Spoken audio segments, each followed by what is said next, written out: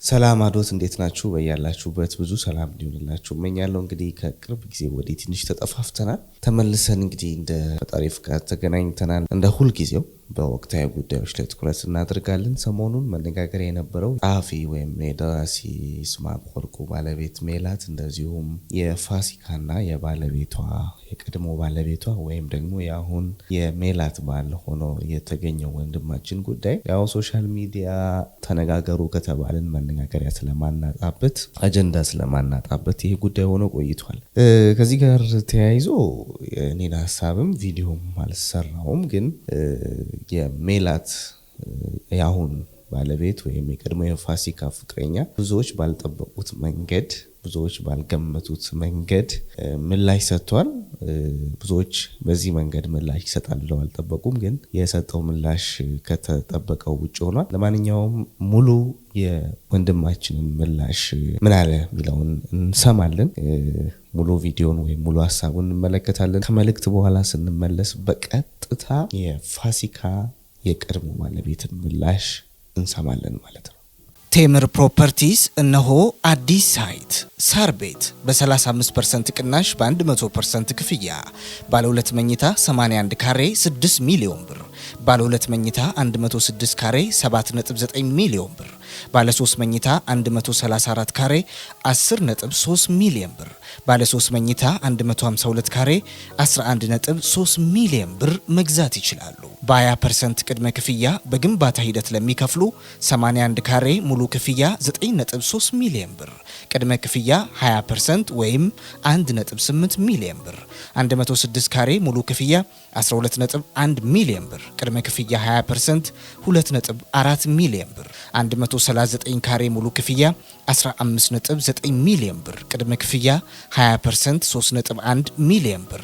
በአዋሬ ሳይታችን በ35% ቅናሽ በ100% ክፍያ ባለ 1 መኝታ 80 ካሬ 5.7 ሚሊዮን ብር፣ ባለ 3 መኝታ 107 ካሬ 7.6 ሚሊዮን ብር፣ ባለ 3 መኝታ 139 ካሬ 9.9 ሚሊዮን ብር፣ ባለ 3 መኝታ 146 ካሬ 10.4 ሚሊዮን ብር።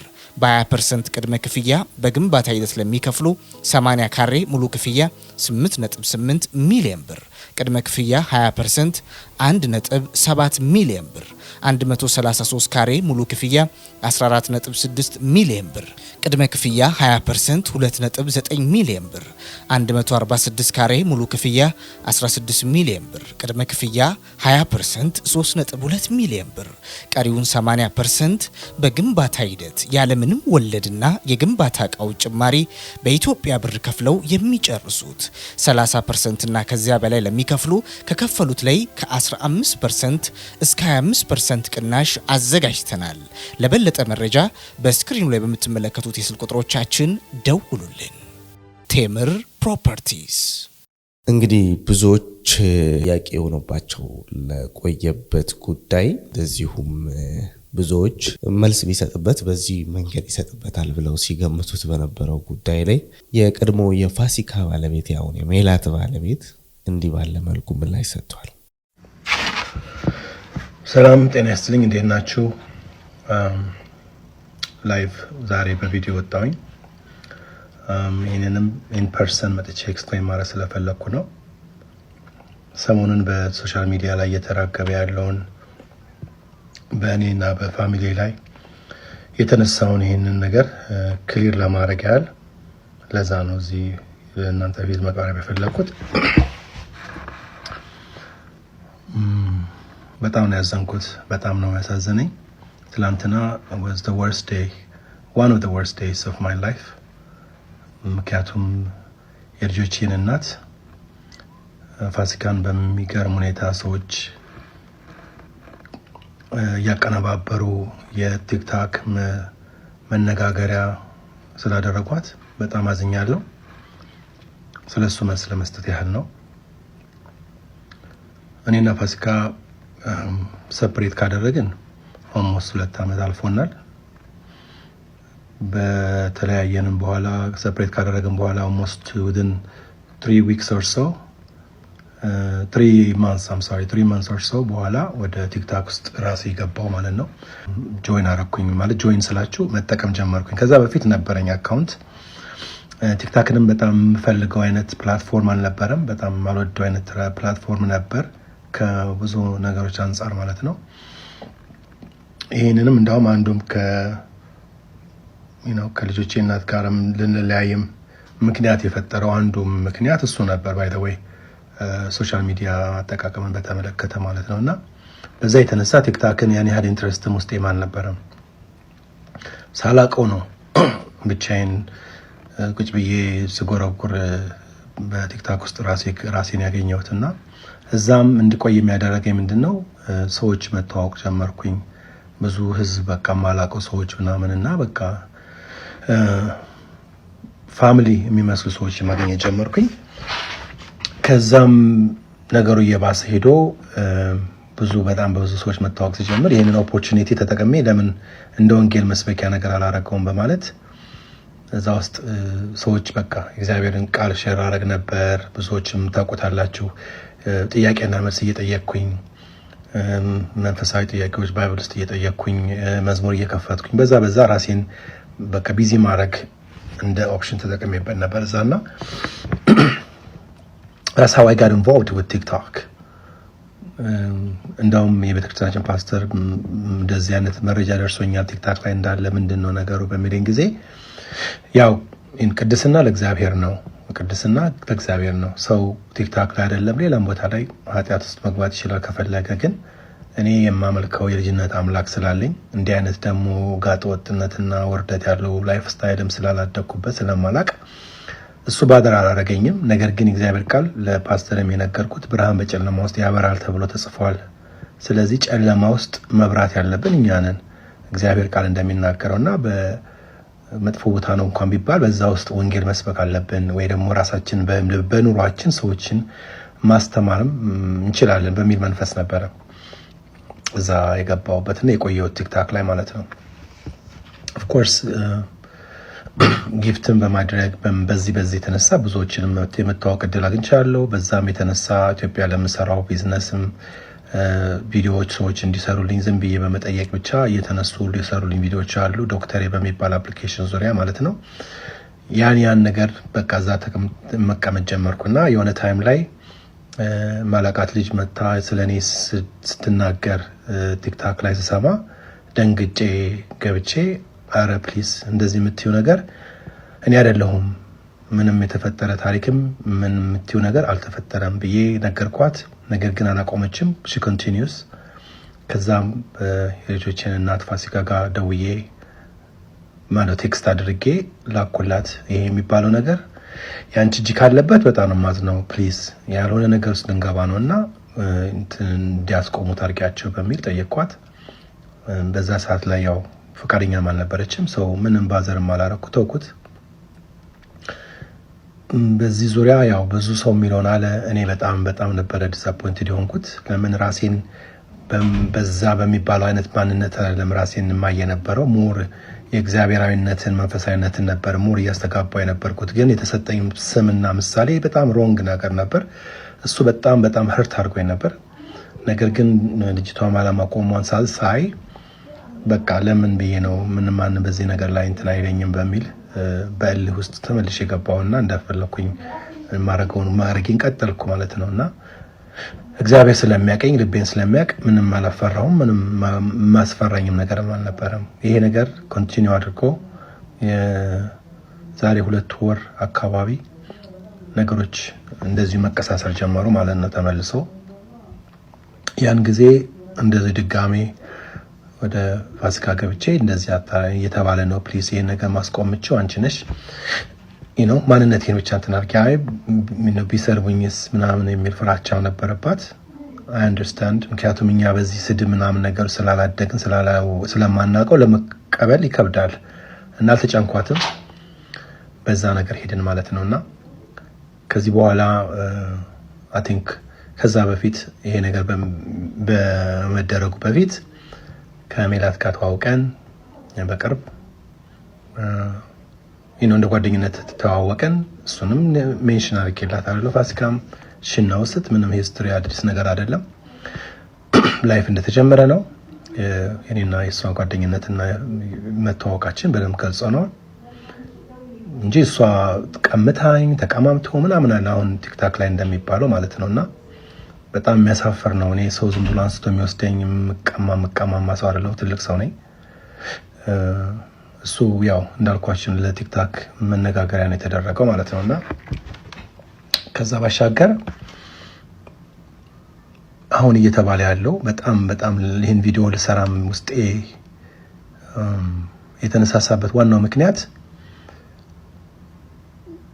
ሜላት ከቀድሞ ባለቤቷ ጋር ከተከበረው ደራሲ ዶክተር ይስማዕከ ጋር የነበረውን ኢንተርቪው የዛሬ 4 እና 5 ዓመት አካባቢ የነበረውን ኢንተርቪው እቺ ሰው ወጣ እሷ ነች ሜላት ማለት ያው ወደ ቪዲዮ ማዳመጥ ትችላላችሁ። ከኤርፖርት ስመለስ መጥፎ ነገር ያው አየኋት ነገር ብሎ የተናገረውን ኢንተርቪው አዝፍ ሜላት እንደሆነች ተደርጋ ነበር የወጣችውና ያ ነገር አስቆጥቷት ለዛ መልስ ነው የሰጠችው። ያ ደግሞ በዛ ጊዜ በነበረው የህይወት ጎዳና ውስጥ በቀድሞ ላይፍ ውስጥ የነበሩት ሴትዮ እንደዚሁ ልጇቸው ኢንፎልቭ ያደረገ ብዙ ግርግር የነበረባቸው ስለነበረ ለዛ መልስ እየሰጠች ነበር እንጂ ዳይሬክትድ ተደርጎ ፋሲካን እየተናገረቻት አልነበረም። ምክንያቱም እኔ ፋሲካን የማከብራት ሰው ነች፣ የልጆቼ እናት ነች። አደባባይ ላይ እንደዚህ መታ ማንም ሰው ሊያሰጣት የምትገባ አይደለችም። በጣም ነው ማዝነው፣ በራሴ ማዝናለሁ። እንደዚህ እሷ ወጣ እንደዚህ ስለተባለች ነገር ግን I tried my best actually ያ ነገር እንዳይደረግ ግን ያው ሁኔታዎች ስላልፈቀዱ ሆኗል። ይሄን ነገር ሜላት ስታውቅ እንደወረደች ከቪዲዮ ከላይቭ በኋላ ሰዎች ወጥተው ያን ነገር ሲያቀሳስሩትና የፋሲካን ፎቶ እየለጠፉ ሰደበቻት የጃሽን ምናምን እየተባለ የልጄን ስም እየጠቀሱ ሲያስነግሩ ከንፈር የሚያስመጥጥ ሰውን ቁስል የሚነካ እንኳንስ የኛል በጣም መጥፎ የሆነ ንግግሮች እየተነገሩ ሰዎችን ምስኪን እያስመሰሉ የአንዳንድ ሰዎች ግለሰቦች ፍጆታ ዳርገውናል። ለነሱ ላይቭ መክፈቻ ቪዲዮ መስሪያ እውቅና ማግኛ እና ቫይራል ለመውጫ የኔን ህይወት የፋሲካን የልጆቼን በተለይ ደግሞ የምንወደውን የልጃችንን ህይወት መነጋገር አድርገውት በዚህ ደረጃ አሳልፈናል ማለት ነውና እሱ አሳፍሮኛል። በጣም አዝኛለሁ። በጣም ያሳፈረኝ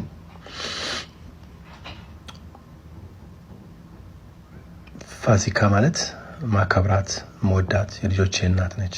እንደዚህ አይነት ነገር ውስጥ ልትገባ የሚገባ ሰው አይደለችም። ብዙ አፕ ኤንድ ዳውን አብረን ያሳለፍነው ሰዎች ነን። የተከበረች ሰው ነች። ለሷ የታሰበ እየተመሰለ እሷን ልብ የሚሰብር ቪዲዮዎች ነበሩ የተቀረጹት።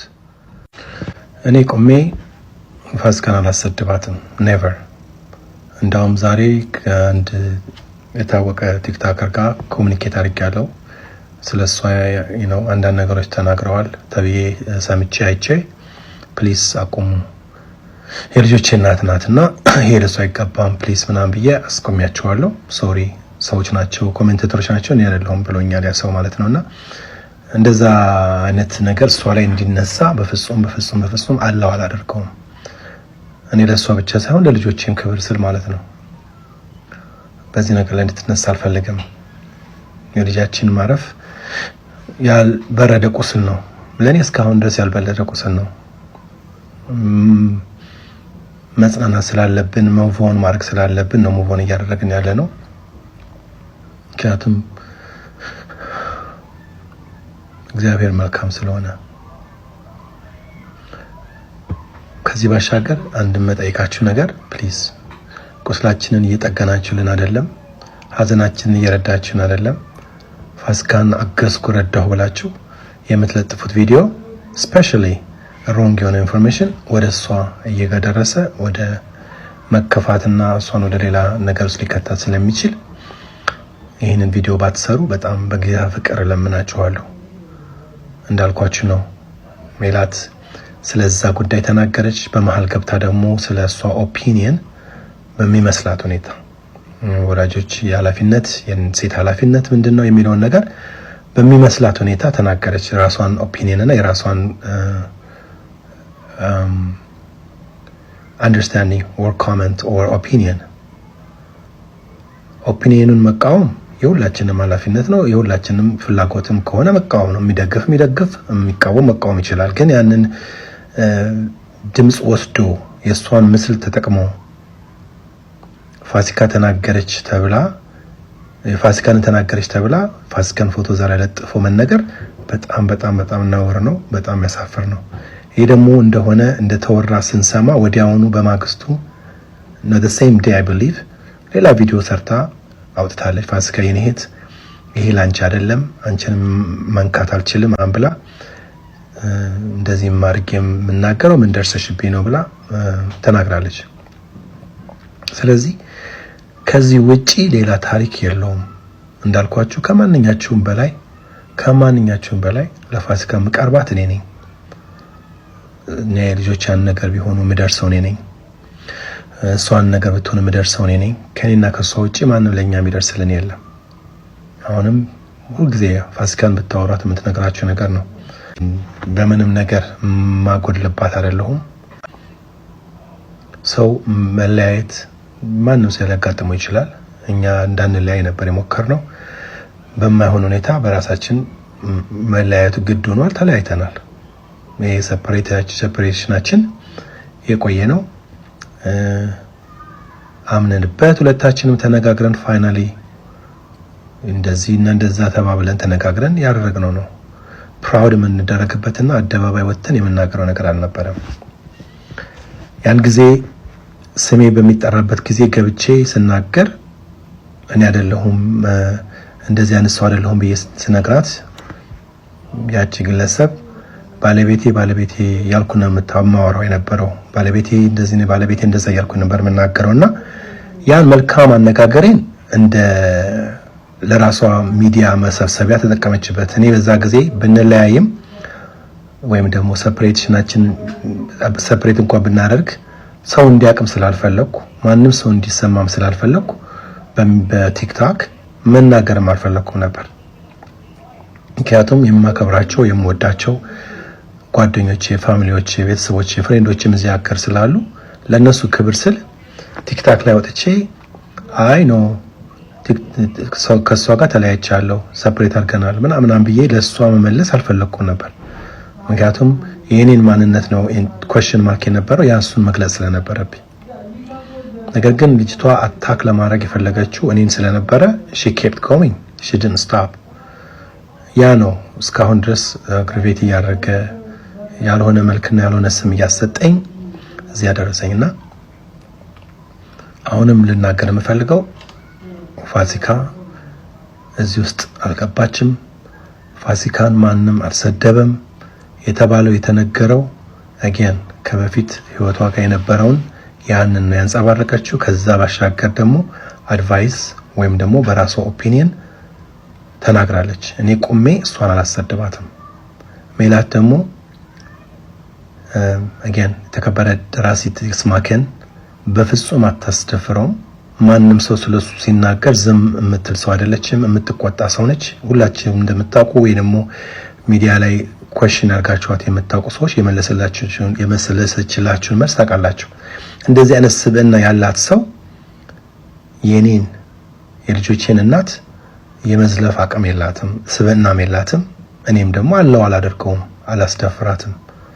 እና ከኔ በላይ ያሰባችሁ መስላችሁ ወይ ደግሞ ከኔ በላይ ለፋሲካ የተቆራቆራችሁ መስላችሁ ብዙ ቪዲዮ ተሰርቶ ሞር ልብ የሚጎዳ እኔም በእውነት ነው የምላችሁ፣ በእግዚአብሔር ፊት ነው የምነግራችሁ። በጣም ነበር ዲፕሬስድ የሆንኩት፣ በጣም ያዘንኩት ትላንት። በብዙዎቻችሁን ቲክቶክ ላይ እየገባው አረ ፕሊስ ይሄ አይደለም ይሄ ነው እያልኩኝ እንደ እሳት ማጥፋት እየገባሁኝ ለመነጋገር ሞክሬ ነበር። ፋሲካን የጠቀማችኋት መስሏችሁ በጣም የሚያዋርድና የወደፊት ላይፍን የሚያበላሽ ነው። ስለዚህ እንደዚህ ላይፍ ራሴን ገልጬ ልወጣም የፈለኩት ነገር ቢኖር ለዚህ ነው።